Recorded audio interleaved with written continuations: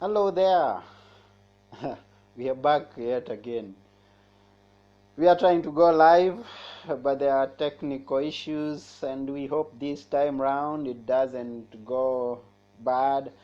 So today we have a guest and we have an interesting topic. So if you're coming on right now, we do appreciate your presence. Thank you very much. Let's see what we have today. We have a special guest with us and we have an interesting topic to share with you. Scott. Hi, Scott. How are you? Yeah, great that you've tuned to this live stream. We were having some difficulties in logging on, but we hope this time round all goes. So I have a guest together with me today. Let's see what we are going to share together. And a special guest is coming. I'm going to introduce her to you right now. And I really appreciate. So, Scott, I really enjoyed your speech that you came here in Athens and gave. And that was a very interesting topic. I really appreciated even meeting you here in Athens when you came it's just last week on Thursday. I really appreciate, and I hope to meet you sometime soon. And we are going to share some other great things. So right now, our guest for today has come on, and Francisca, welcome. We also have Tassos who has logged on to this live stream. Thank you, Tassos, and every other person that is going to come on in this live stream. I really appreciate you. And as we are sharing, you can always send us some questions. You can also ask or ask to be for us to bring you on, and we will appreciate everything that you're going to share with us. Our topic today is finding meaning and purpose in life, and our guest is Francisca. Hi, Francisca. How are you? Hi everyone. I'm good. I'm good. I'm doing fine. How are you, Anthony? Yeah, I'm quite well and enjoying the weather here. I'm in Athens here. It has been sunny, but now I can hear some thunderstorms from a distance. Oh So it's gonna boy. rain sometime soon. Where are you and what are you doing? I'm in Birmingham, UK, United Kingdom, Yes. Yeah. Oh, and wonderful. it's also sunny over here now. Yeah. Yeah. Ah, that's Yes, I'm interesting. enjoying it too. Yeah. So wonderful, wonderful. So has been some time before I went live with my ASM live show, and I'm welcoming every person who is logging right now. If this is your very first time to watch this show, please tell us down there. Tell us also where you are coming from. And as we are going to share this topic that we are sharing today, which is finding meaning and purpose in life, we would like you to contribute. We would like you to ask questions. And our guest is very interesting to listen to her. You're gonna hear her, and she's gonna share with us who she is, where she comes from, what she's doing right now, and I believe this is going to be an interesting show. So, Francisca, what are you? I mean, please tell us something about yourself. Where are you from? What are you doing right now, so that we can get to know you? Okay, so where am I from? Well, first of all, I'm born in Holland. I was born in Holland, the Oh, Netherlands. yeah, Yes, so I speak Dutch, but now at the yeah. moment, a few years Mhm. ago, I moved to the UK. So now I'm in the UK, in Birmingham. Okay.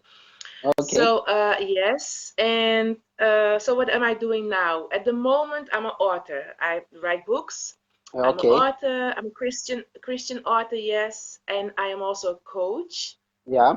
I work with Christian women, and I help Yeah. them, in fact, to develop a winner's mentality, so they can Okay. walk in their own calling, with more Uh-huh. confidence and more boldness. Because I discovered that Yeah. there are a lot of Christian women who are afraid or they are doubting, themselves, they're a bit insecure. So I help them to Mm-hmm. develop a winner's mentality, so they can really Okay. walk in their calling with confidence and Oh. boldness. So that's what I Oh. teach them. Yeah, I teach them how to do that, how to develop that kind of mindset, so they can be more Okay. successful, in fact. Oh, that's Yeah. very wonderful. That's very wonderful. So, I Yeah. mean, you've always been confident from the word go. You were born a confident person and living your purpose from the word go. No, no, no. Not Yeah. at all. I Mm-hmm. wish.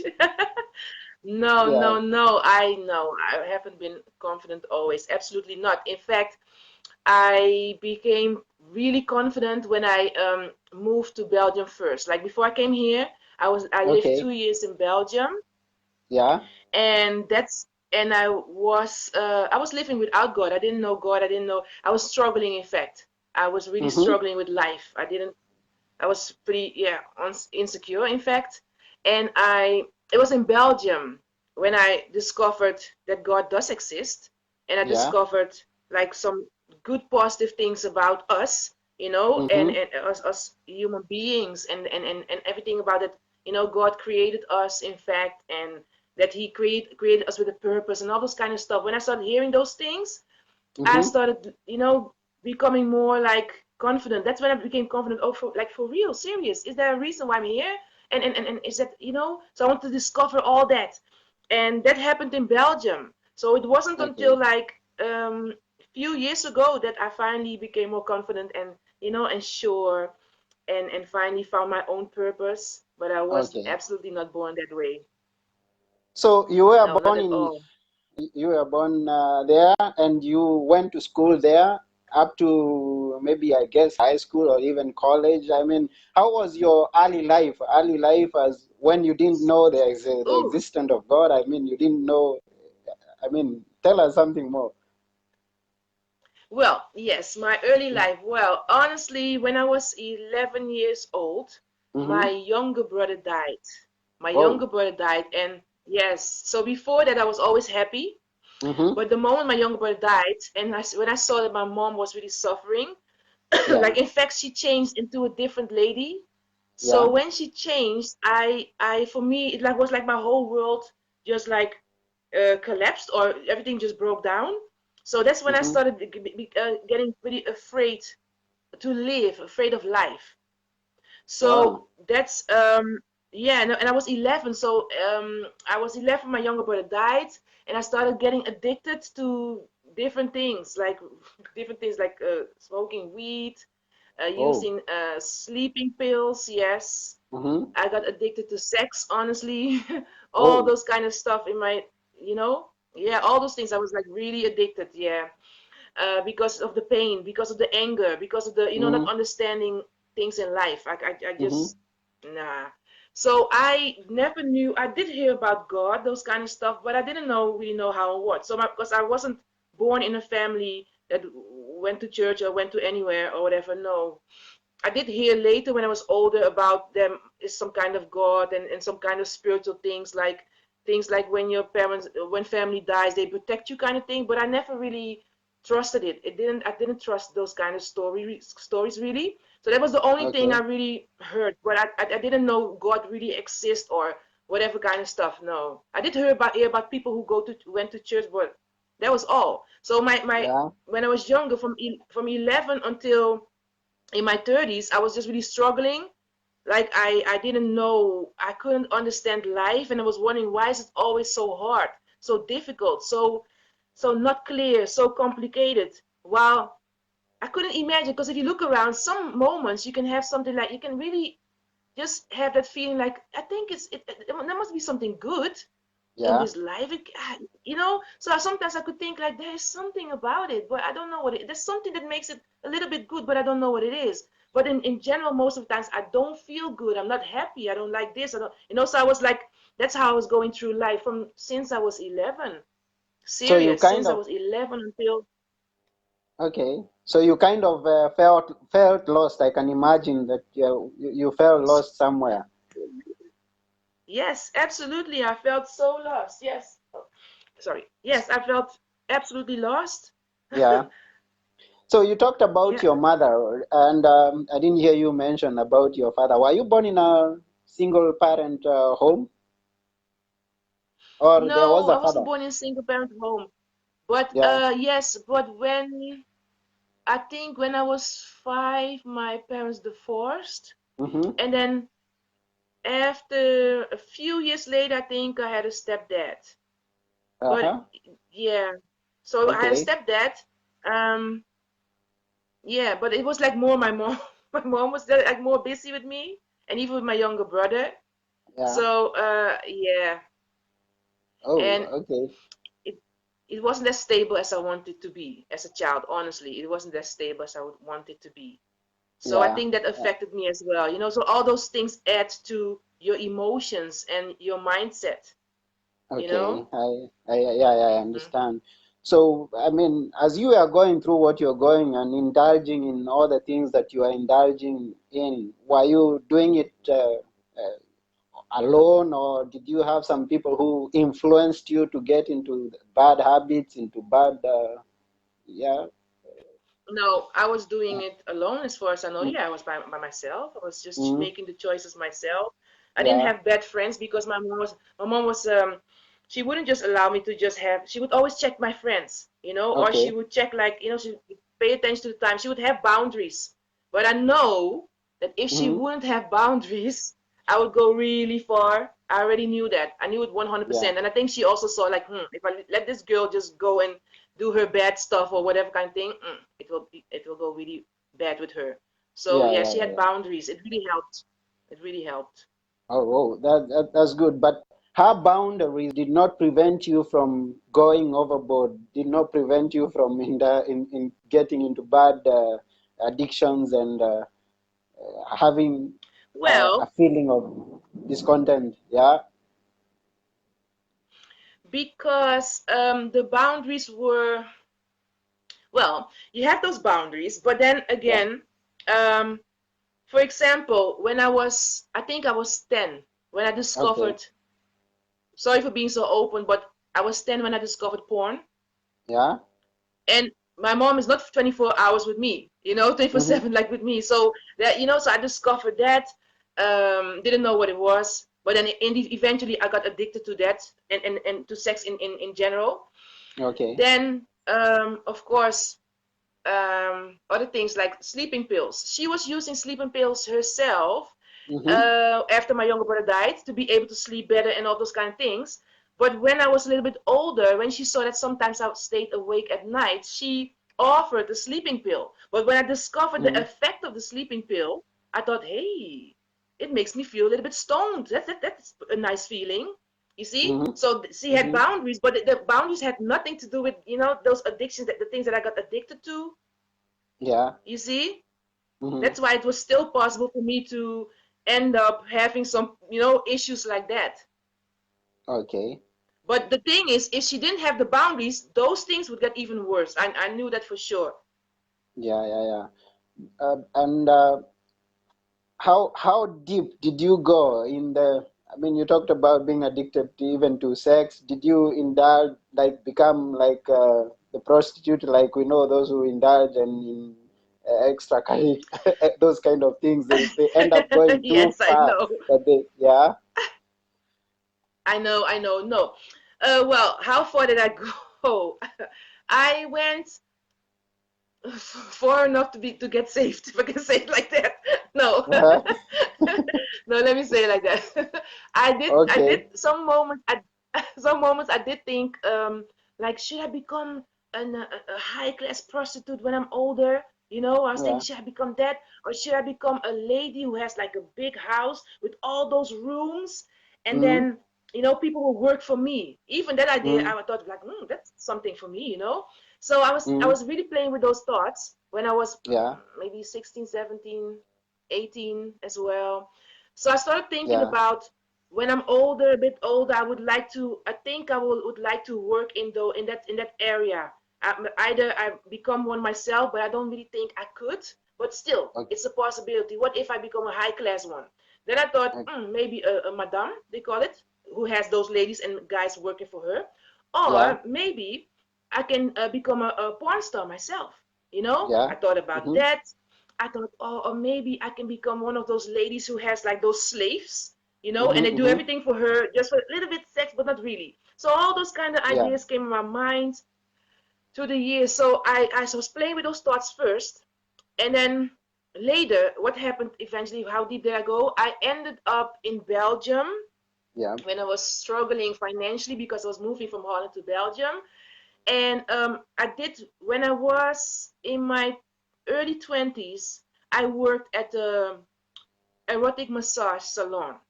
Okay. So I did end up finding some jobs, like what kind of work they had, and I was like, okay, wait a second. It seems that they have like some kind of massage, and it's erotic. Okay. Uh-huh. So in my early 20s, I did go for that. But when I saw those girls, some of the girls were using like drugs. I thought, oh, that's scary. So I was a bit Mm-hmm. afraid of that. You Mm-hmm. see? And then I decided, like, you know what, I don't want to work there.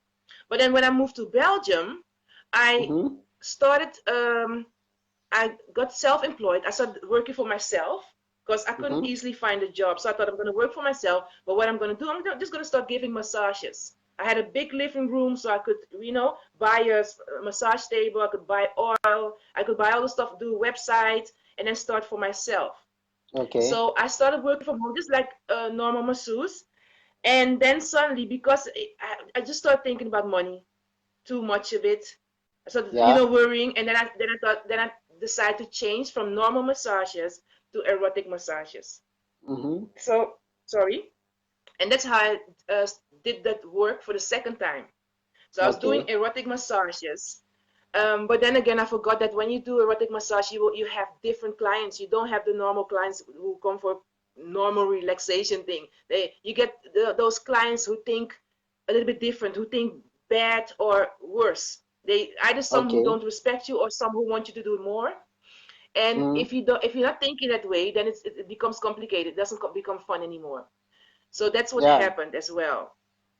So I Yeah. did work as a masseuse, Mm-hmm. and then I went a little bit deeper eventually, and that was when I decided to build an escort business. So I went for the madame, Mm-hmm. but I didn't have a big house with the rooms, but I decided to Yeah. become like a pimp, what they call a pimp.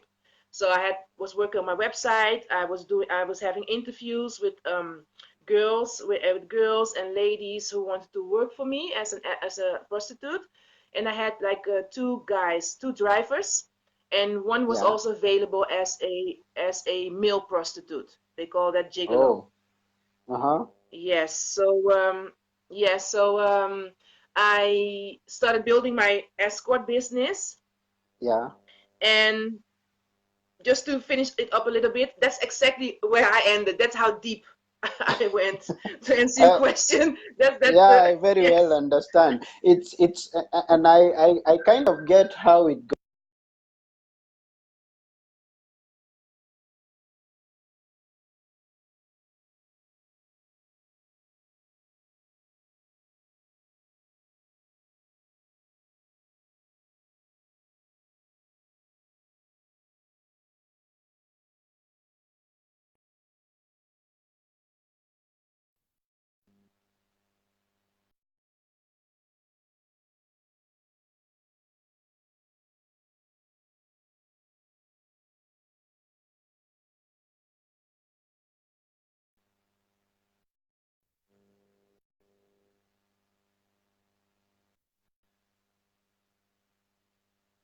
Hello, there was an interruption there, but we are back.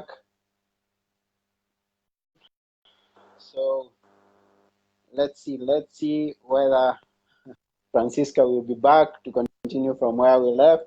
So we were we were interrupted there by an incoming call, but let's continue. So I was saying I well understand how these things go. I mean, one thing leads on to another and into another, and before you know it, you are very much deep into it, and at a point that you can't even turn back. And I've heard so many stories of people who have even lost their lives and out of going from one step to the other in the wrong direction. And I am glad, and everyone who is watching could be glad because we are seeing you.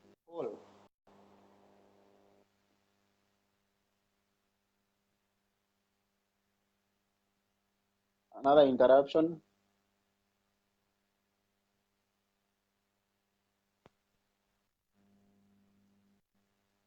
We were kindly let's continue. Can you hear me?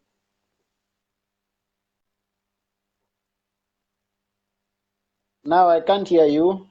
Please check something there is not right. I can't hear you right now.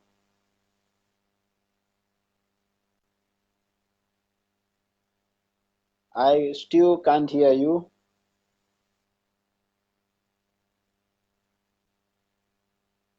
Not yet. I can't hear you.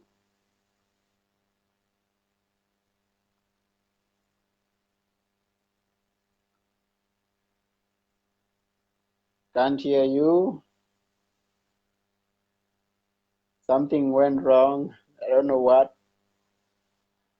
Hello, everybody else as you listen. Keep talking until I hear you. So everybody else who's watching, who's watched, I see we have Itwe Kahana, we have Zoe Samopulu, we have Rev Jeremiah Gidere, Yohannes Batson, Joshua, we have Charles Joros, we have Yanis Patseas, all those people who have been watching. Thank you for being with us. And let's see, I still can't hear you, Francisca. Don't know what went wrong. Can't hear you. I still can't. Then we may have to do part two. That we call this part one, and then we, since we can't get to hear about you, then we're gonna do it again and do part two, as we can hear. So thank you for each and every one of you who has tuned in. Let's meet on the other side on part two. Now, the better part of it all. Bye for now.